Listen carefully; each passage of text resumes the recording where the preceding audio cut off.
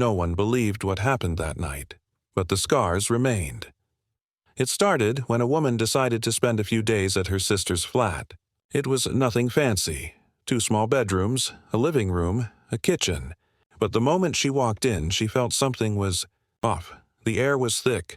The light seemed dimmer than it should have been. And though she never said it out loud, her eyes kept drifting to one particular corner of the lounge. That evening, after dinner, she sat with her young niece. To pass the time, they began playing with Snapchat filters on her phone. At first it was harmless fun. Dog ears, flower crowns, silly effects. But then the laughter stopped.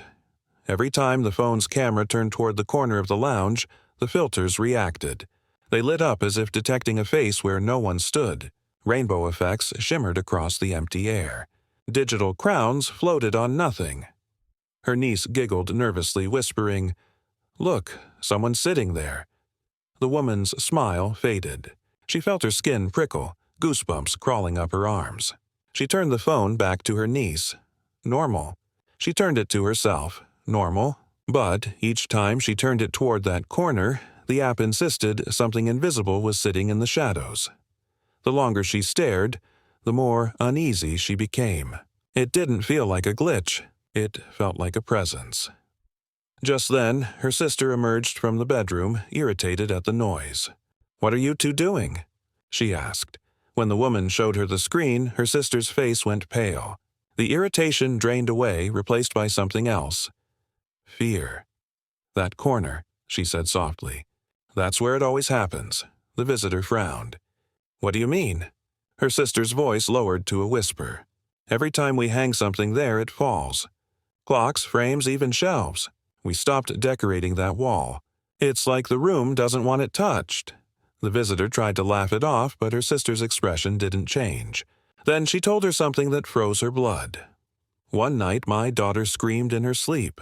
When I ran in, I saw her being pressed into the bed.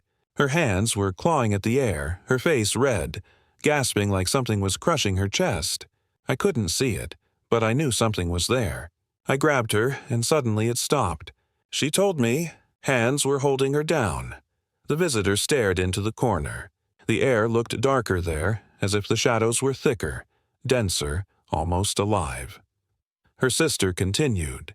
"After that night, I moved her bed to another room. But the corner isn't empty. You feel it when you're alone. It watches." The visitor shivered. Her phone was still in her hand, still pointed at the corner. On the screen, the rainbow effects danced, faint but constant, as though the invisible figure was leaning closer. She turned the phone away quickly. She didn't want to see it anymore, but she could feel it. Watching. Listening. The rest of the night was restless. The visitor couldn't sleep. Every creak in the floor made her sit up. Every flicker of the light made her glance toward the lounge. And when she finally drifted into uneasy sleep, she dreamed of the corner. In the dream, the shadow spread across the ceiling, crawling like smoke. It whispered without a voice, beckoning her closer. When she tried to move, she realized her body was not her own. Invisible hands pinned her arms, pressed her into the mattress. Her chest tightened. She could not scream. She could not breathe. The corner was pulling her in, dragging her into its darkness.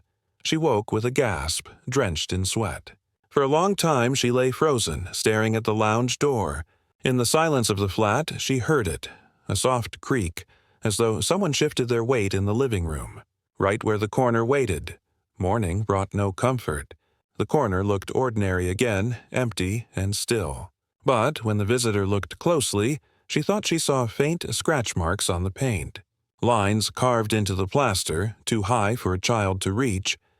She asked her sister about them. Her sister shook her head. "They weren't there when we moved in. But the longer we stay, the more this place changes."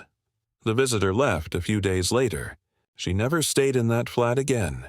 But she could not forget the corner, the way the air bent toward it, the way her phone's camera saw what her eyes could not.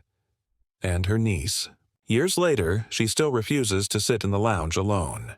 She says sometimes, when the house is quiet, she sees someone crouched there, a man-shaped shadow with no face. They tried to bless the house. They tried to paint over the wall. But the corner remains, patient, silent, watching, and no matter what they do, the corner is never empty.